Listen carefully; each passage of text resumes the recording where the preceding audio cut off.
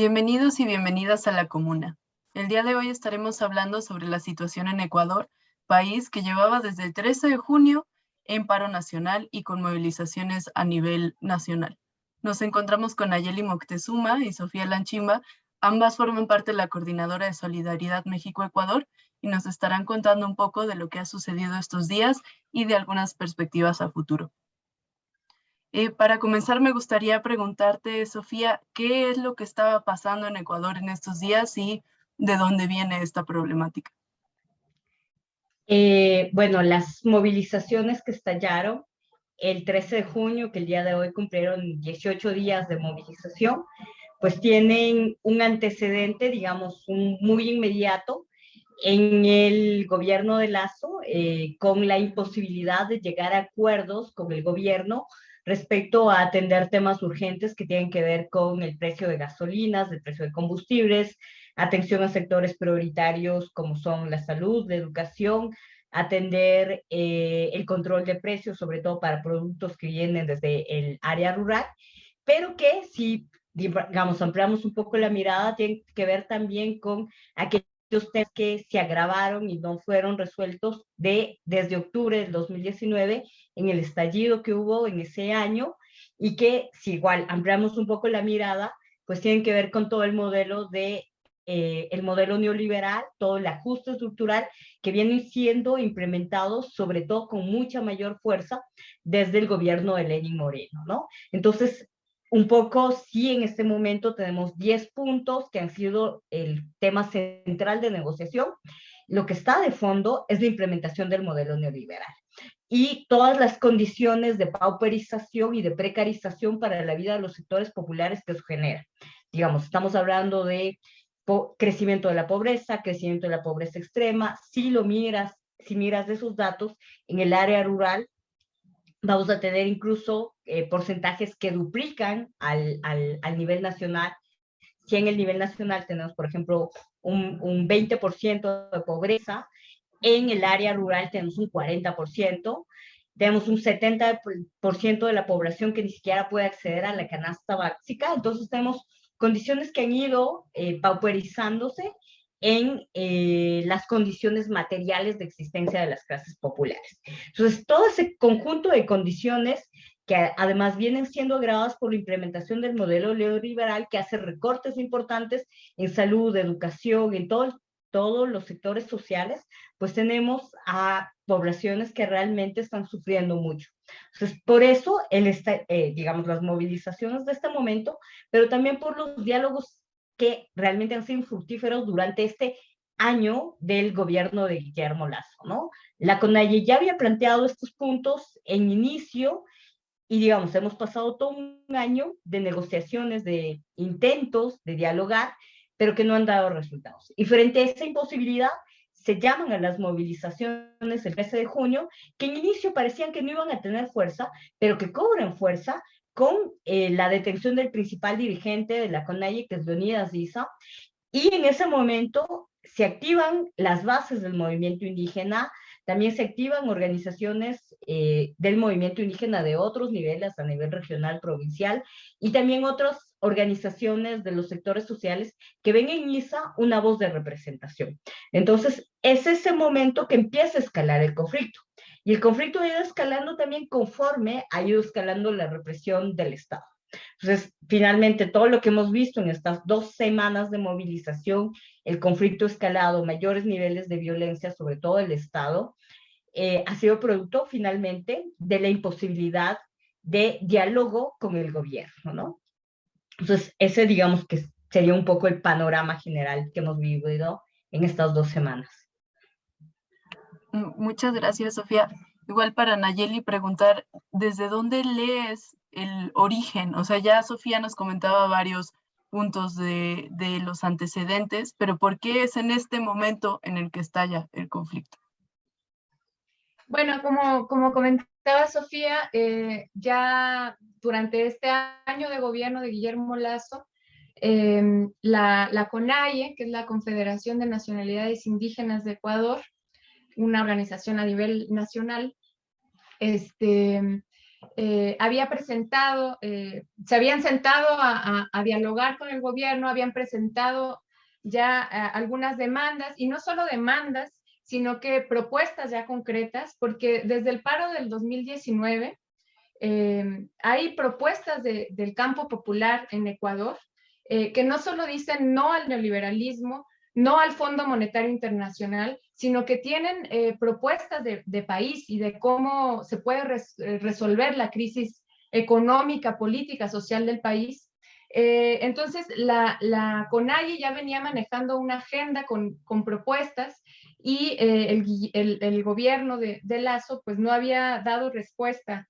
Entonces, la movilización fue por 10 puntos, por 10 demandas muy concretas que habían estado trabajando ya los pueblos y nacionalidades indígenas, que son demandas, si quieren ahora las leemos, son demandas que no representan únicamente los intereses de los pueblos y nacionalidades indígenas, sino que son demandas que tienen que ver con una exigencia de una vida digna de la población en general en Ecuador, sobre todo de los sectores populares, de los sectores campesinos, indígenas, rurales, pero también de la población urbana, ¿no?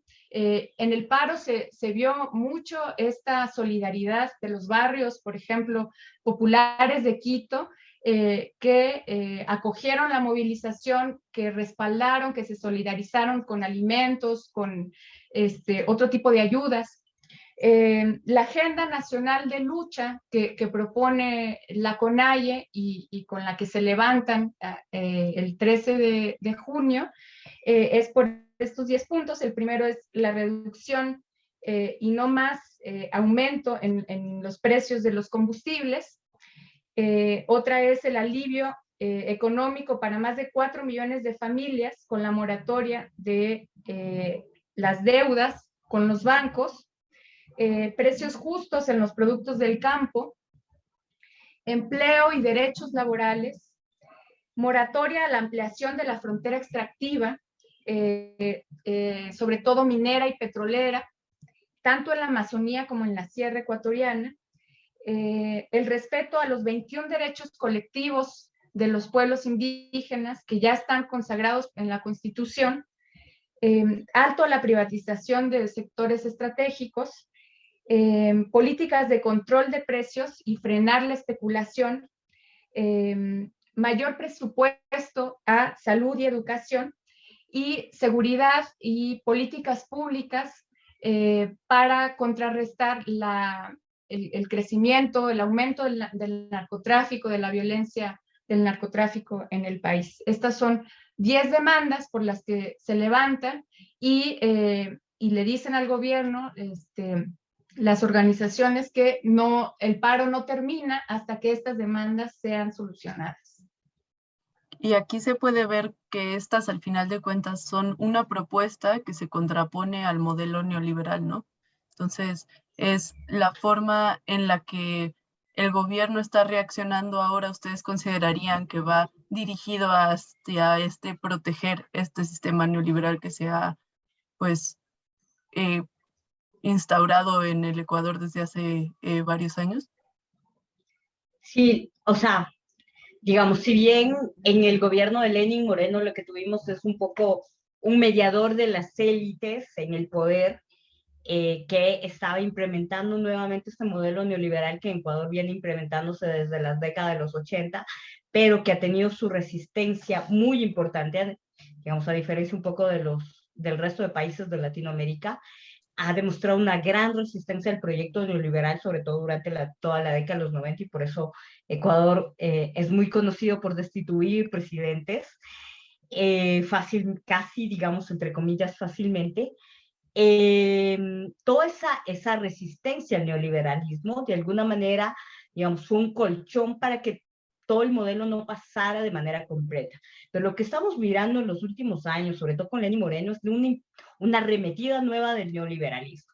Y si bien con Lenín Moreno ya empezó, estuvo ahí muy presente, con Lazo lo hemos visto de manera absolutamente clara. Además porque tenemos ahora un representante directo de las élites, que si bien Lenín Moreno era un mediador entre las élites y el gobierno y el pueblo, ahora tenemos un representante directo ahí, que forma parte además de un bloque de poder sumamente consolidado, en donde están los medios de comunicación, en donde están las Fuerzas Armadas, y está la Embajada de Estados Unidos respaldando todo ese proyecto, y por eso además es un bloque de poder sumamente consolidado, dentro del cual parece muy difícil, digamos, encontrar fisuras y las posibilidades de que haya una ruptura por ese lado. Entonces, frente a este bloque de poder tan consolidado, que además hemos visto en estos días que la forma de dominación no va a ser sino la fuerza, la coerción y la absoluta represión y aplicación no solamente de violencia de Estado, sino de terror de Estado, va a pasar por esa línea, ¿no? Entonces, en ese marco, o sea, el neoliberalismo, digamos, al igual que los 80 en el resto de países, pues la única forma de implementarse es a través de la fuerza. Y mucho más en Ecuador, que ha sido un espacio de resistencia histórica al neoliberalismo. Esa pasada, esa nueva arremetida al neoliberalismo no va a pasar sin la resistencia de los pueblos. Pero un poco lo que venían a hacer las demás es intentar encontrar un alivio frente a todo la pauperización, la precarización de las condiciones de vida. Si bien no es una propuesta, digamos, de contrapunto al neoliberalismo en estricto sentido, es intentar unos mínimos de alivio a la población en general. Y por eso, como decía Naye, no es una propuesta en estricto sentido étnica, es una propuesta a la que han plegado los diferentes sectores, porque es lo mínimo que se puede pedir en las condiciones en las que están viviendo los sectores populares en Ecuador. Claro. Y con respecto a lo que comentabas de la forma en la que el Estado ha utilizado la violencia para seguir implementando este sistema y para enfrentarse a las resistencias por parte de la población, me gustaría preguntarles un poco cómo se vivió o, bueno, cómo leen ustedes la forma en la que se dio tanto la represión como el estado de excepción que se instauró en Ecuador en estas últimas semanas. Sí, bueno, la respuesta desde un inicio fue violenta y fue violenta en diferentes sentidos. Violenta en que muy pronto declaró el estado de excepción, primero en 3 provincias, luego en 6, además con una manipulación también jurídica, porque había una opción por parte de la Asamblea, o sea, Guillermo Lasso no tiene la mayoría en la Asamblea. Había una opción de bajar ese decreto, entonces Lasso decretó primero un estado de excepción en 3 provincias y cuando la Asamblea estaba por debatir ese estado de excepción, él lo deroga y decreta uno nuevo, ahora con 6 provincias, lo que fue alentando a la Asamblea Nacional. Es una respuesta violenta en esos términos, en los términos de la militarización, en los términos de la represión hacia diversas protestas, ¿no? En este paro nacional en Ecuador se llama nacional porque en verdad fue nacional, o sea, hubieron manifestaciones, movimientos, cierres de carreteras, bloqueos en todo el país, prácticamente todas las provincias estuvieron movilizadas, en todas las ciudades del Ecuador hubo movimientos, no solo en Quito, digamos que Quito era el lugar donde al final desembocó, pero no se pararon las medidas de hecho en las demás poblaciones del país. Entonces hubieron hechos de represión en varios lugares del país, en varios puntos, y la violencia también fue una violencia discursiva, ¿no? La forma en la que Lasso se refirió a la población indígena en cadena nacional como vándalos, la forma en la que desconoció a Leónidas Issa como el representante de las comunidades indígenas, ¿no? De las nacionalidades, cuando él pertenece a una estructura de gobierno que es un derecho de los pueblos, el derecho de autoadscripción, el derecho de autogobierno, Lazo pretendía desconocer esa dirigencia, y con este desconocimiento a la dirigencia era también un desconocimiento a los derechos de los pueblos indígenas. Él dijo literalmente: yo no me voy a sentar con Leonidas Sisa, y eso representaba: yo no me voy a sentar con los indígenas. Yo no me voy, el Lazo no apareció nunca en los diálogos, por ejemplo. Supuestamente tuvo COVID, entonces él estuvo todo el tiempo detrás de pantalla, por ahí siguiendo un diálogo en Facebook, siguiendo el primer diálogo que se dio en Facebook, de una manera completamente despectiva, racista. Los medios de comunicación también refiriéndose a los pueblos indígenas como aquellos salvajes que venían a la ciudad a destruirla, azuzando la violencia contra los manifestantes. Entonces fue una respuesta de violencia en diferentes sentidos, también de burla, porque en momentos muy álgidos de la movilización lo que ofrece Guillermo Lazo a estas 10 demandas es una reducción de 10 centavos a la gasolina, cuando esto no impacta para nada en la economía de los sectores populares. Entonces, en diferentes sentidos fue la cerrazón, la violencia, la represión, el racismo, ¿no? En estos momentos, en estos levantamientos, también se vio en el 19, las élites políticas demuestran no solo su condición de clase, sino también demuestran lo profundamente racistas que son. Uh-huh. Pues les agradezco mucho por estas primeras reflexiones con las que abrimos el diálogo. Vamos a ir ahorita a una pausa, pero regresaremos para seguir charlando sobre la situación en Ecuador y continuaremos reflexionando también sobre cuáles fueron los actores principales en las manifestaciones. Entonces, nos vemos en un momento. De Ecuador en México. Estamos aquí, compañeras y compañeros de diferentes países de América Latina, en un acto de solidaridad con el pueblo ecuatoriano que lleva 12 días de lucha por una vida digna. Estamos aquí al pendiente de lo que pasa en Ecuador. Exigimos que pare la masacre, que el gobierno del banquero Lazo responda a las demandas, a las 10 demandas de los sectores populares, de la CONAIE, de las diferentes organizaciones indígenas, de mujeres, de profesores, de maestros, estudiantes, de todo el pueblo ecuatoriano que hoy sufre la crisis económica, mientras las élites se siguen enriqueciendo, mientras el gobierno sigue actuando solo en favor de unos cuantos. Estamos aquí para decir nuestra solidaridad absoluta con el pueblo ecuatoriano, para decirles cuánto admiramos su valentía, cuánto admiramos el ejemplo de dignidad que le dan a todo el continente. ¡Fuera Lazo, fuera! ¡Fuera Lazo, fuera! ¡Fuera Lazo, fuera! ¡Alerta! ¡Alerta! ¡Alerta! ¡Alerta! ¡Alerta! ¡Alerta! ¡Alerta que camina la lucha popular por América Latina!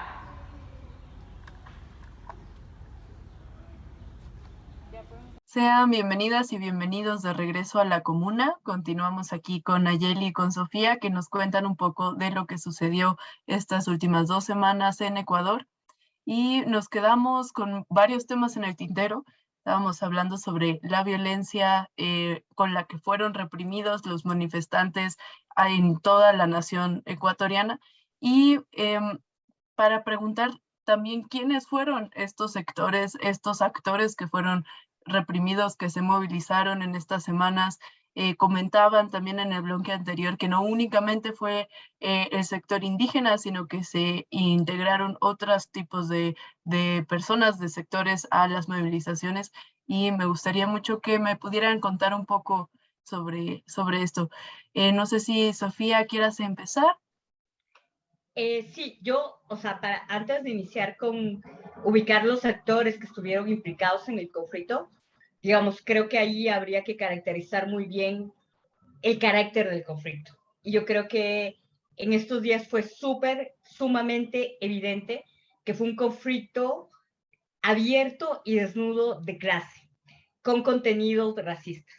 Y entonces sí ubicar por un lado a un bloque dominante, lo que decía antes, sumamente cohesionado, en el que están las élites económicas, los grupos empresariales, con Lazo a la cabeza ahí, y que además han cerrado filas con él. Por otro lado, las Fuerzas Armadas, que además en Ecuador han sido actores muy importantes en términos políticos, porque finalmente eran los actores que dirimían en la década de los 90 la conflictividad social, es decir, si se queda o no se queda un presidente, si damos salida a la caída o no a la caída del presidente. Pero además también tenemos ahí a los medios de comunicación. Los medios de comunicación han jugado un papel enorme en términos de propaganda, en términos de seguir construyendo esta idea de terrorismo, de vándalos, de criminalización de la protesta social, y muy ligada con la idea de que hay un enemigo interno, que es una construcción discursiva que se viene realizando desde octubre del 2019, y que de alguna manera en las movilizaciones de hoy dieron un poco frutos de esa construcción de la idea del enemigo interno, incluso con conexiones que los ministros hacían de manera absolutamente irresponsable, de conectar la protesta con el narcotráfico, ¿no? O sea, una cosa absolutamente terrible. Y eso, además, avalado y apoyado con la Embajada de Estados Unidos, que digamos en el Ecuador casi se puede verlo de manera casi como si lo palparas con las manos, ¿no? La influencia, la intervención de la Embajada en Ecuador. Y por otro lado, yo diría que lo que tenemos es un bloque plurinacional popular que se ha ido articulando en estos días a un poco bajo la dirección de la CONAIE, que la CONAIE ha sido el gran actor movilizado, el gran actor en términos de dirección intelectual, moral, política, el resto de actores que han logrado articularlos, y que ahí tenemos a actores muy diversos, ¿no? Si bien la CONAIE es la primera que inicia la movilización, cita la movilización, al pasar de los días y conforme crece la represión, se comienzan a sumar otros sectores. Y ahí tenemos a mujeres, disidencias, sindicatos, trabajadores autónomos, barrios movilizados, barrios populares de Quito sobre todo.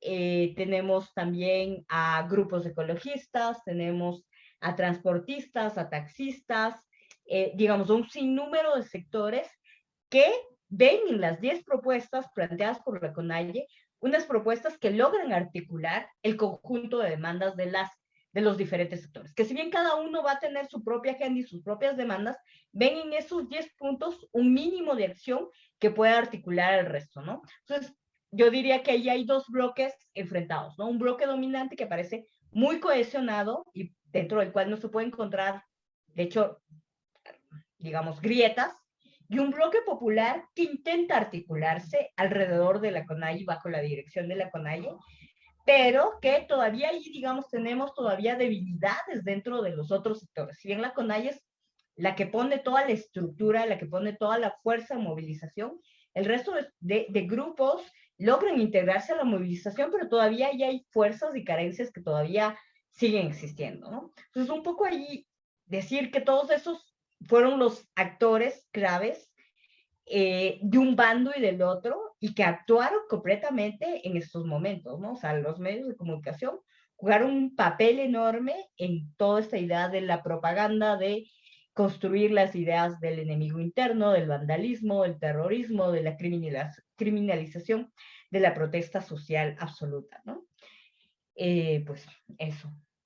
Para profundizar en esto, Nayeli, ¿nos podrías compartir, por favor, qué es la CONAIE? Sí, bueno, les decía, es la Confederación de Nacionalidades Indígenas de Ecuador. Es una organización a nivel nacional que se compone de 3 filiales principales en la costa, en la sierra y en la Amazonía. A su vez, estas organizaciones regionales tienen organizaciones de segundo y de primer grado, ¿no? Es una estructura que se basa sobre todo en la comunidad, ¿no? Las comunidades tienen su organización territorial y estas se van articulando con las demás organizaciones a nivel regional. Entonces tiene esa capacidad, por eso tiene esa capacidad de movilización a nivel nacional, que es principalmente en la sierra y en la Amazonía. En la costa también hay algunas organizaciones, también hubieron movilizaciones, pero de una manera mucho menos intensa, mucho menos fuerte que en la sierra y en la Amazonía. Y es una organización que ya ha protagonizado otros levantamientos. En la década de los 90 estuvo muy movilizada. De hecho, en Ecuador fue el primer levantamiento indígena en América Latina de nuestro tiempo, ¿no? En 1990, con la consigna que nos va a sonar mucho a nosotros aquí en México: nada solo para los indios. Es una consigna que, además de reivindicar esta identidad indígena, vincula también esta cuestión con la clase, ¿no? Con el vínculo con los sectores populares. Entonces, es una organización que tiene mucha historia, que además tiene esa capacidad también de renovación, ¿no? Las dirigencias constantemente se están cambiando y las dirigencias tienen que asumir los mandatos que les dan las asambleas, ¿no? Entonces, es una organización que tiene muchísima fuerza por eso mismo, ¿no? Porque tiene una base comunitaria. Esa es la principal fuerza, ese es el músculo de la CONAIE, y eso es lo que le permite también una movilización de este tipo. Los medios de comunicación querían hacer pasar como que esta pregunta, así de quién financia esta movilización, ¿no? Que si el narcotráfico, que si por ahí Correa, que si por ahí otros organismos, y las comunidades manifestaron de manera muy clara: nosotros nos sostenemos y nos sostenemos comunitariamente, ¿no? Este germen comunitario es la base del proyecto político también de la CONAIE, es la base de la movilización, es la fuerza que tiene, y que no es solo indígena, ¿no? La solidaridad que se ha visto tanto en el levantamiento en el 19 como en el que acaba de terminar, es una solidaridad también que es popular y que también regresa a esa capacidad que tiene el ser humano de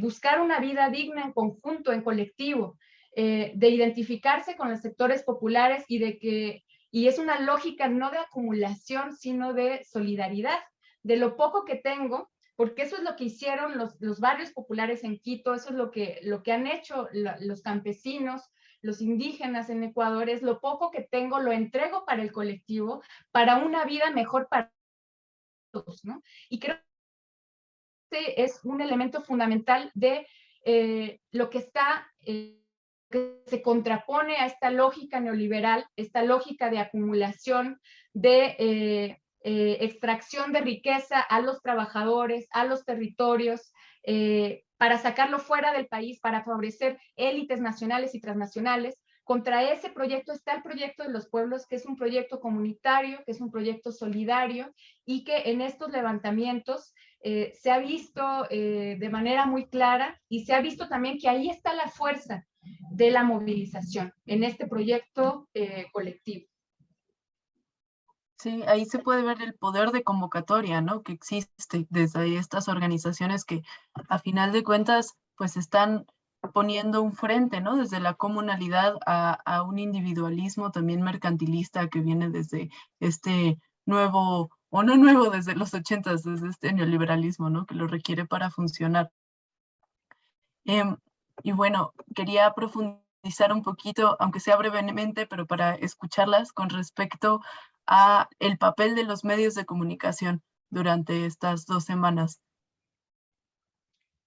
Bueno, el papel de los medios de comunicación viene siendo muy grave, no solamente en el gobierno de Guillermo Lasso, sino también en el gobierno de Lenín Moreno, respecto a cómo se ha ido construyendo narrativas, relatos, respecto a esta idea del enemigo interno, que finalmente es toda muestra de protesta social, que está sumamente criminalizada.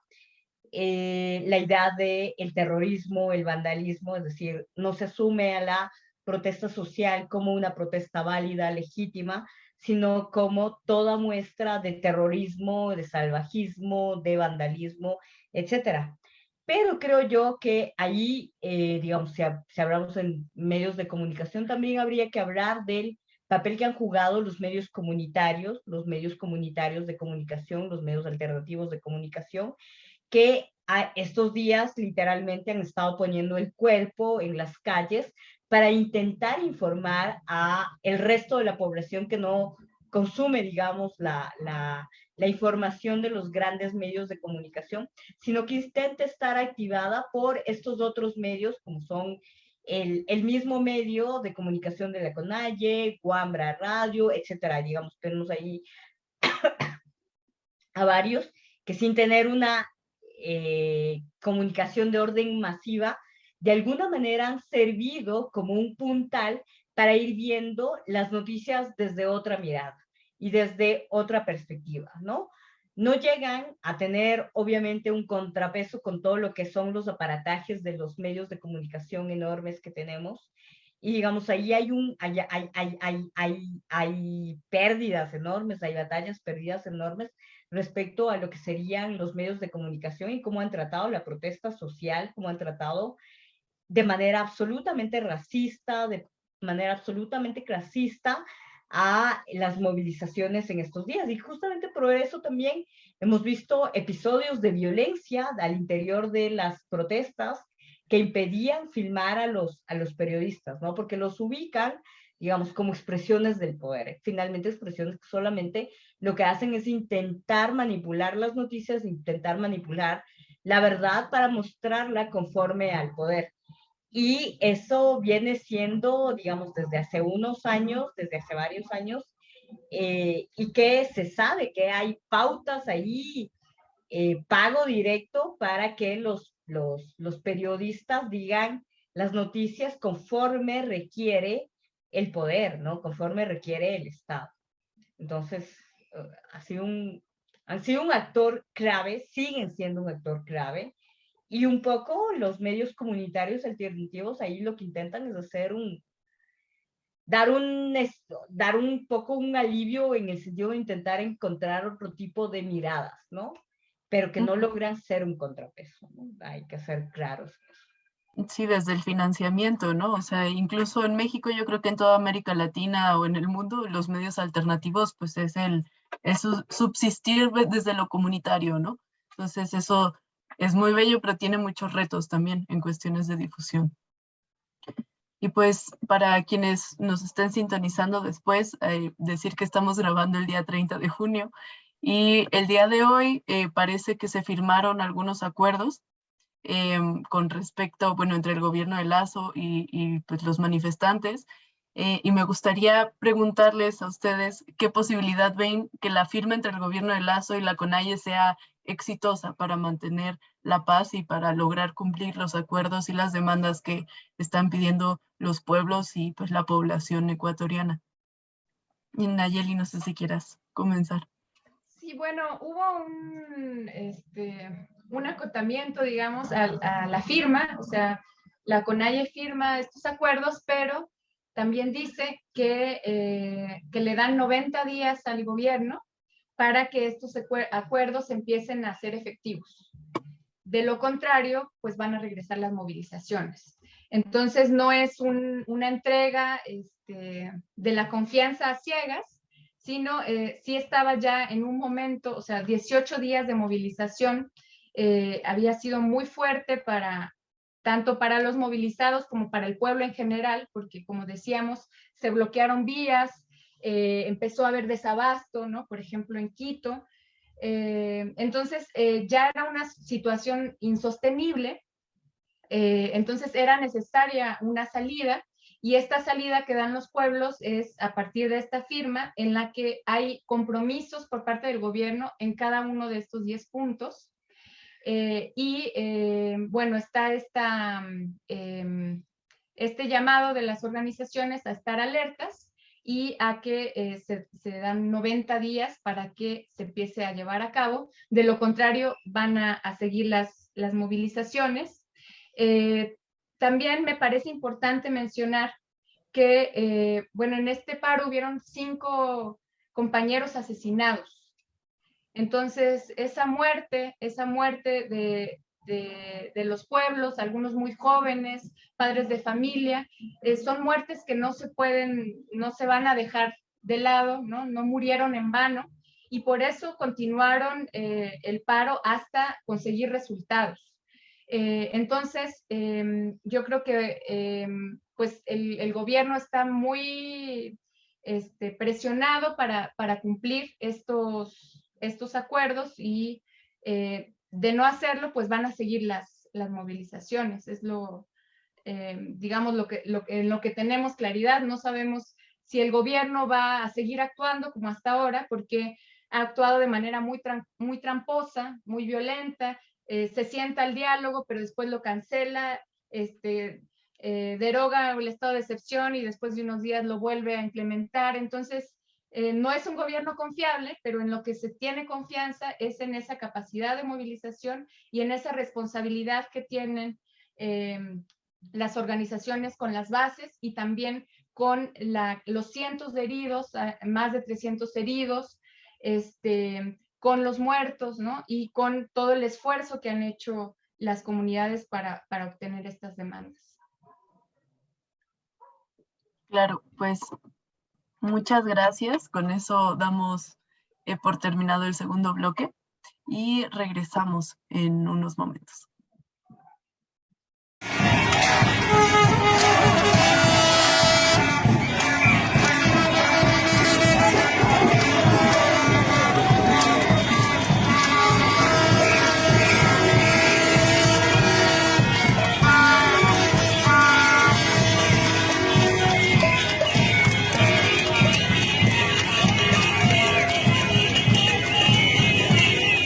Estamos de vuelta en la comuna, seguimos aquí con Nayeli y con Sofía, y vamos a continuar este tercer bloque preguntando cuáles fueron las movilizaciones que se realizaron desde México en solidaridad con la situación en Ecuador en estas últimas 2 semanas. Bueno, un poco, ahí nos tardamos un poco en realizar las acciones precisamente por condiciones físicas de COVID, pero lo que salieron fueron finalmente un tuitazo, que intentamos hacerlo un poco desde nuestras casas, precisamente porque no podíamos reunirnos de manera física, y luego salieron 2 mítines en la embajada, frente a la embajada de Ecuador, el día viernes pasado y el día de hoy. Y si bien, digamos, no fuimos una fuerza impresionante, que hubiésemos querido serlo, creo que fueron acciones sumamente simbólicas, importantes en el sentido de activar la solidaridad internacional, porque frente a lo que estaba pasando en Ecuador, digamos, lo que era necesario era, por un lado, decirles a quienes están manifestándose en Ecuador, decirles que no están solos, ¿no? Que está la mirada del mundo sobre Ecuador, que nos mantenemos expectantes a lo que sucede, que somos solidarios con ellos, que reconocemos y nos reconocemos en sus luchas, que los apoyamos, que admiramos, además, la valentía, la fuerza que han tenido para sostener una movilización de 18 días de manera permanente y con todas las limitaciones que eso significa. Y, digamos, un poco decir eso, estamos aquí, estamos con ustedes, ¿no? Y por otro lado, también intentar hacer una presión al gobierno ecuatoriano con el mismo sentido, ¿no? La comunidad internacional está poniendo los ojos sobre Ecuador respecto a la masacre que se está produciendo. O sea, ya le habíamos dicho de el número de muertos que ha existido, el gran número de heridos que existe, los detenidos, que además, ojo, son detenidos, varios de los detenidos están siendo procesados por cargos de terrorismo. Las enormes violaciones de derechos humanos que ha habido en estos días, o sea, manifestantes a los que se los ha disparado directamente contra el cuerpo, con bombas lacrimógenas, con perdigones, digamos, es una cosa terrible. De hecho, ya hay una Comisión de Derechos Humanos Internacional que fue y que miró y que recogió testimonios y da cuenta de delitos de lesa humanidad cometidos durante estas movilizaciones. Entonces, esa intervención de la comunidad internacional era necesaria. Eran necesarios los pronunciamientos, eran necesarias las acciones en las embajadas, precisamente para decirle al gobierno de Ecuador, ojo, la CONAIE no está sola, el movimiento popular, el movimiento social no está solo, hay miradas internacionales que estamos viendo lo que pasa ahí y que vamos a denunciar la violación de derechos humanos que está pasando ahí, ¿no? Entonces, iba mucho por esa línea y que de alguna manera en el 2019 ya nos habíamos activado un poco también en esa línea. Creo que en esta ocasión era muy evidente que ese era una vía entre las cosas que podíamos también hacer desde acá, ¿no? Claro. Y bueno, ¿qué propondrían para las personas que no se pudieron movilizar en estos días para seguir al pendiente? ¿Tienen recomendación de medios independientes para estar sabiendo lo que sucede en Ecuador desde acá? Sí, pues ahí están las redes sociales de las propias organizaciones, ¿no? Una que ha estado funcionando bastante bien es la página de la CONAIE, que se llama CONAIE Comunicación. También hay otra página de la CONFENIAE, que es la organización de la Amazonía, que también se llama Comunicación CONFENIAE. Hay una organización comunitaria también que es Wambra Radio, que es bastante, no solo informa, sino también tiene entrevistas, tiene análisis, también muy recomendable. Hay un medio comunitario que ha denunciado que le quitaron su cuenta, no me acuerdo APAC TV, que es una organización muy situada en el norte de Ecuador, que sobre todo, digamos, está muy ligada con los pueblos otavalos de Ecuador, que tenía muchísimos seguidores, y que se bajaron su página, no fueron los únicos. La CONFENALLE, sobre todo también en su medio de comunicación, La Voz CONFENALLE, también se bajaron la página, la hackearon. Sabemos que del otro perdieron la página. Digamos, esos ataques han sido sistemáticos y mantenidos. O sea, ojo, el ataque desde el gobierno no solo ha sido represión, muerte, heridos, digamos, sino que ha habido un ataque por todos los lados. Bajadas de páginas, troll centers en Twitter, en Facebook, etcétera, o sea, destilando racismo con todo, pero también un ataque de cerco, de eliminación de los lugares que eran usados por el movimiento indígena como lugares de acogida, hostigamiento permanente a las comunidades indígenas, digamos, en los lugares en los que pernoctan. O sea, ha sido una cosa de cerco impresionante, o sea, todo el aparato del Estado dirigido absolutamente a la represión y la criminalización, tanto vía judicial, digamos, con estos delitos de terrorismo, y tanto la criminalización también por el lado de la vía discursiva a través de los medios de comunicación. Claro, entonces pues estaremos al pendiente de los medios que nos comentan para intentar de alguna forma darle la vuelta a ese cerco tanto mediático como pues sí, ¿no? De la información que sale desde allá, viendo que los medios tradicionales, por así mencionarlos, no están pues diciendo cómo se están dando las cosas, ¿no? Y que no están siendo imparciales en la forma en la que comunican. Entonces, intentaremos poner los links en la página, bueno, en la parte de abajo en el YouTube para que las personas puedan acceder. Igual aprovechando para en este momento de tocar el involucramiento internacional y la forma en la que se pueden como apoyar distintas luchas, me gustaría preguntarles, ¿ustedes cómo creen que se relacione la situación que está viviendo Ecuador con estas movilizaciones con las luchas en México, por ejemplo? También aprovechando que ambas, sé que estudian América Latina, entonces para saber cuál es su perspectiva al respecto. Sí, bueno, hay una consigna que estuvimos retomando mucho, que es esta de Ecuador nos da lección de dignidad.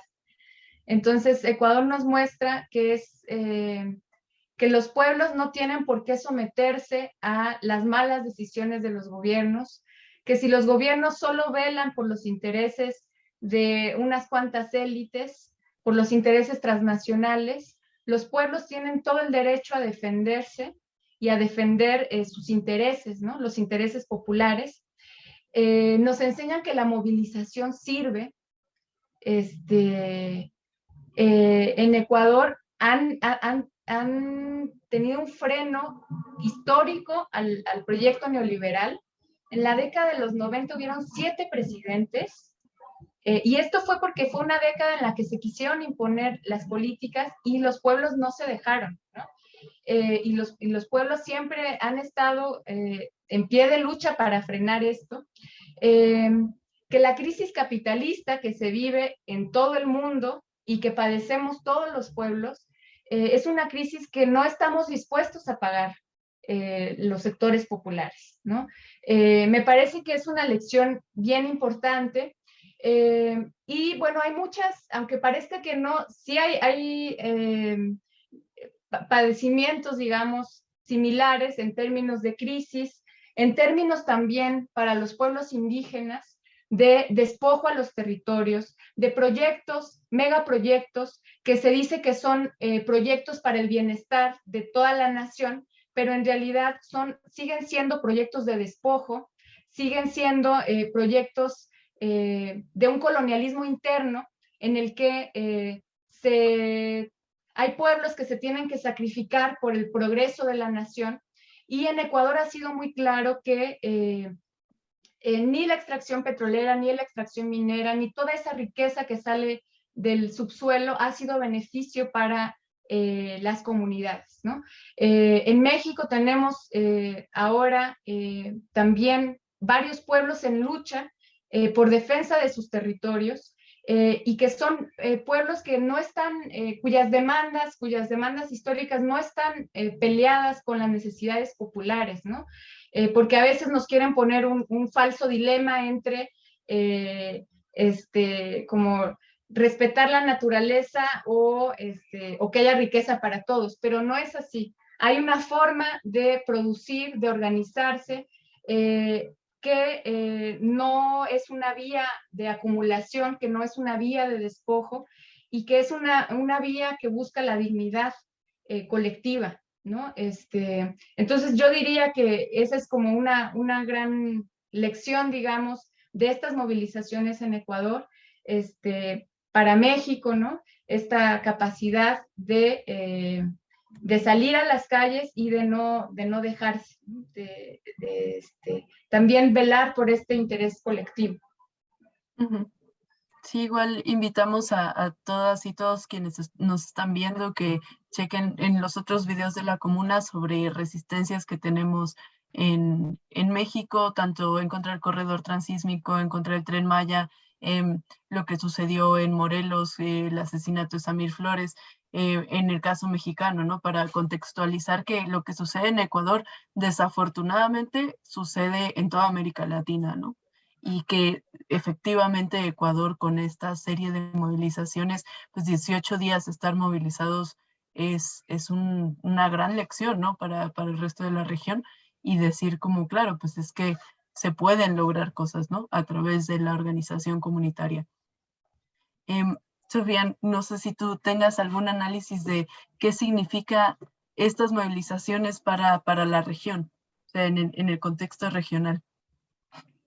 Y yo ahí quisiera decir que, ojo, que ninguna movilización en América Latina aparece aislada, ¿no? O sea, miremos octubre del 2019. Octubre del 2019, si bien generalmente se pone mucho foco en Colombia y Chile, porque obviamente son casos paradigmáticos, digamos, en donde históricamente ha gobernado la derecha y que no había ese tipo de estallidos. En Ecuador, en cambio, parecería que frente a cada arremetida del neoliberalismo, pues la gente está dispuesta a tomarse las calles. Creo que ahí habría que recordar que los estallidos del 2019 iniciaron en Ecuador, ¿no? Y ese estallido, digamos, tiene grandes repercusiones en términos regionales. En el sentido de que, como decía Nayeli, los otros pueblos pueden aprender de esas experiencias, pero además saben que no están solos. En la posibilidad en las que haya una conexión, no solamente de demandas, no solamente de luchas, sino también de saberse hermanados, de saberse que hay posibilidades de disputar cosas que tienen que ver con el sentido de sus vidas, que tienen que ver con su propia dignidad, pues cada lucha en realidad es el puntal para nuevos procesos de politización, no solamente en el país, sino para la región. Es decir, Ecuador viene siendo un foro de dignidad para América Latina durante toda la década de los 90, ahora nuevamente durante la arremetida de Lazo, digamos, en la posibilidad de dar un poco el ejemplo, un poco una muestra de que frente a cada arremetida del neoliberalismo hay posibilidades de disputar. Hay posibilidades de intentar que la vida sea menos cruel, ¿no? En términos de la imposición de este neoliberalismo de orden neoliberal que cada vez es mucho más ligado con la muerte, ¿no? O sea, como muy de exacerbación de las desigualdades sociales, muy de encontrar finalmente en el proyecto de la muerte la única posibilidad, ¿no? Pero yo creo que en la posibilidad en la que puedas mirar que un país se levanta, en la que el pueblo de un país, en la posibilidad en la que una cierta organización puede tener un tipo de incidencia, el resto de América Latina, con las otras organizaciones que hay, con las otras movilizaciones, con los diferentes sectores que existen en América Latina, pueden mirar en ese país una posibilidad también para realzar sus propias luchas, ¿no? Entonces creo que ahí hay grandes lecciones, ahí hay grandes posibilidades de tejido, de articulación latinoamericana, que un poco también lo hemos visto en estos días, digamos, un poco ahí habría que recoger y sistematizar un poco más la información, pero, por ejemplo, en Argentina, el FOL, el Frente de Organizaciones en Lucha, por ejemplo, estuvo absolutamente movilizado en resistencia y en solidaridad con Ecuador, lo cual no solamente teje solidaridades en términos, digamos, un poco más empáticos, sino que teje proyectos similares, porque sabemos que estamos frente a una arremetida en donde estamos resistiendo al mismo proyecto, ¿no? Que es un proyecto de despojo, que es un proyecto que además tiene una exacerbación de conflictos territoriales, digamos, y eso, si bien en cada uno de los territorios tiene su propia expresión, pues cada uno estamos viendo lo mismo. Precarización de las condiciones de vida, despojo territorial, procesos extractivos, etcétera, etcétera, ¿no? Entonces, la posibilidad que haya de crear solidaridades y además luego articular agendas, articular posibilidades de lucha conjunta, pues digamos, ahí hay una tarea pendiente y de largo mucho más rica, ¿no? Claro, pero de entrada abre la puerta a espejearse, ¿no? Que es lo primero, o sea, comenzar con tener un espejo de la forma en la que se dan las organizaciones, en la que se moviliza, las problemáticas que existen, ¿no? O sea, al final de cuentas, pues aquí en México, pues el CNI fue la apuesta que tenía, ¿no? El ir y espejear las luchas, espejear las problemáticas de cada una de las comunidades y de los pueblos. Entonces, me parece que es una oportunidad, tanto desde México como el resto de América Latina, pues de repensar, ¿no? También las luchas y como ustedes lo mencionaban, ¿no? El decir, la movilización funciona y cómo retomar esa esperanza. Bueno, vamos a dar aquí el último corte para pasar a las conclusiones y pues nos vemos en unos momentos. Ecuador y México están en la lucha. ¡Viva! ¡Viva! ¡Abajo la prensa corrupta! ¡Abajo! ¡Abajo Lenín Moreno! ¡Abajo! ¡Va a caer! ¡Moreno va a caer! ¡Ecuador, Ecuador! ¡Expulsando al opresor! ¡El pueblo unido jamás será vencido! ¡Fuera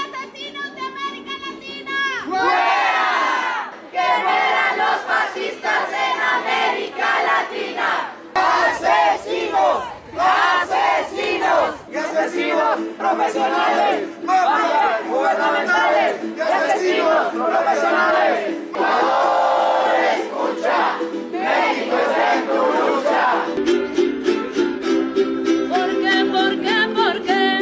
¿Por qué nos asesinan si somos la esperanza de América Latina? ¿Por qué gobiernos tan fascistas? Somos la esperanza de América Latina. ¿Por qué? Bienvenidas y bienvenidos de vuelta. Para finalizar este programa que ha sido muy enriquecedor y muy interesante con respecto a las movilizaciones en Ecuador, me gustaría preguntarle a nuestras invitadas cuáles son los horizontes en estas, después de la firma, ¿no? ¿Qué es lo que sigue? Creo que ya hay un horizonte muy coyuntural, que es justamente hacer cumplir el acuerdo que acaba de firmarse y que, bueno, tenemos 90 días para que se cumpla ese acuerdo y que las organizaciones sociales, las organizaciones del movimiento indígena se mantendrán vigilantes. Un poco ahí también el llamado a la comunidad internacional para que nos mantengamos vigilantes en el cumplimiento de esos puntos acordados. Pero, digamos, eso es un poco lo coyuntural, ¿no? Pero creo que hay un tema estructural de fondo que siguen siendo las grandes desigualdades sociales, la injusticia social, que mientras eso no se tope, mientras eso no se resuelva y no se alivie, ahí tenemos un gran caldo de cultivo para futuras movilizaciones, que no van a depender, como lo vimos en el 2019, de las dirigencias, ¿no?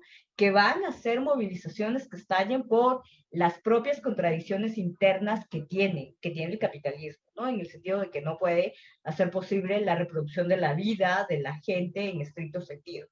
Entonces, ahí, digamos, si bien en este momento tenemos una tregua, tenemos un cese a la movilización, también por la falta de condiciones, de la posibilidad de seguirlas manteniendo, pero mientras la desigualdad y la injusticia social se mantengan, ahí hay un caldo de cultivo para futuras movilizaciones.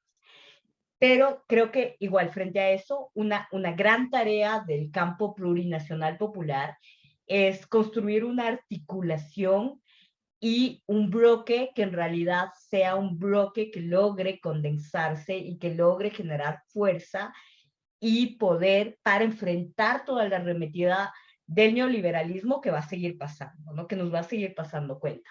Y si bien en este momento quien ha sostenido prácticamente con fuerza entera ha sido la CONAIE, y ahí creo que habrá que además admitir el liderazgo incuestionable de Leonidas Diza, que prácticamente ha sido quien ha tenido bajo sus hombros toda el peso de la movilización, el peso de lo que ha significado enfrentarse al poder.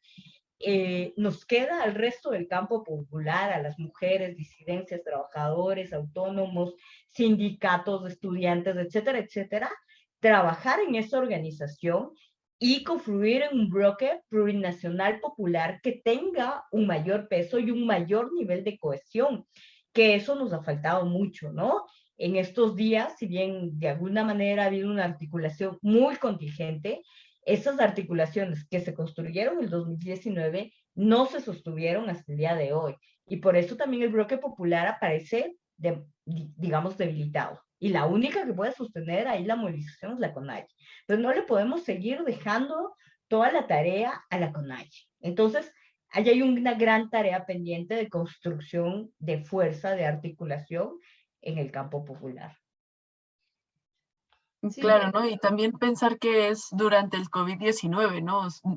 Es a partir de, o sea, el 2019 ahora, esos procesos de desarticulación, pues también se dan en el contexto de una pandemia, ¿no? O sea, en donde la virtualidad regió y pues la vida de las personas cambiaron radicalmente, ¿no? Nayeli, por favor. Sí, bueno, solo decir que efectivamente podemos ahorita hacer como un análisis coyuntural, pero que siempre está presente este tema estructural, sobre todo cuando hablamos de una organización que reivindica su nacionalidad indígena, ¿no? Y que también está reivindicando siempre que van más de 500 años de resistencia, ¿no? Que hay todo un sistema capitalista, colonial, patriarcal, que ha operado durante todos estos años y que eso no ha destruido la organización comunitaria, no ha destruido el horizonte popular comunitario. Entonces, yo digo que el horizonte sigue siendo de lucha, ¿no? Hay muchas cosas todavía por alcanzar, por construir, sobre todo en un momento de crisis civilizatoria como la que vivimos, ¿no? Donde las cosas tienen que cambiar porque si no nos morimos todos, ¿no? O sea, no estamos en una situación que pueda ser sostenible a largo plazo. Y creo que en el proyecto de los pueblos y nacionalidades indígenas hay muchos gérmenes de esperanza, pero también esto que decía Sofi, o sea, no se trata solo de un proyecto de resistencia, sino también de construcción de alianzas, de construcción de organización, de construcción de esto que ha sido una demanda histórica en Ecuador, que es la plurinacionalidad, que va muchísimo más allá del reconocimiento de la diversidad, va hacia las bases mismas de la producción y de la reproducción social, del reconocimiento de los pueblos indígenas, no solo desde el folclore, sino desde su capacidad histórica de reproducir su vida, de tomar de su forma de gobierno, de su forma de economía, pero no solo de los pueblos y nacionalidades indígenas, sino de todos los pueblos. Por eso es plurinacional. Entonces es un proyecto en el que tienen cabida todos estos otros sectores populares que tenemos el desafío de organizarnos también, tenemos el desafío de articularnos y de seguir también en este horizonte de lucha, y pensando que no, digamos, no es que queramos el resto de la vida seguir resistiendo, ¿no? Seguir oponiéndonos a un proyecto de muerte, sino que queremos que gane la vida, queremos que cambie nuestra sociedad, que cambie nuestra relación entre los seres humanos y con la naturaleza, y yo creo que por eso luchamos, ¿no? No luchamos para resistir todo el tiempo, luchamos también para ganar la vida, ¿no? La vida digna. Entonces, me parece que eso es como lo que se puede ver en el horizonte. Me parece que es una muy buena nota para ir cerrando el programa. O sea, al final de cuentas o sea, como dicen las comunidades y los pueblos aquí en México, nuestra lucha es por la vida, ¿no? Entonces, creo que es algo que se debe de tener en cuenta, ¿no? Desde dónde estamos construyendo y cómo se toman estos ejemplos de lucha, sí como resistencia de entrada ante un sistema de muerte, pero también como una propuesta creativa, ¿no? Desde donde pueden surgir otras formas de entender las relaciones tanto de trabajo como de géneros, como pues todo, ¿no? O sea, con la naturaleza, que nos generan también pues las ganas de seguir creando, de seguir pensando o en otros mundos posibles, ¿no? A final de cuentas. Yo les agradezco muchísimo a ambas por su palabra, por el tiempo, por podernos compartir un poquito de lo que saben. Les agradezco mucho también a todos quienes nos hayan escuchado y que hayan seguido como este video, y pues nos seguiremos viendo en siguientes ediciones de La Comuna. Muchas gracias a Nayeli y a Sofía de la Coordinadora en Solidaridad México-Ecuador. Muchas gracias, Gracias y a La Comuna.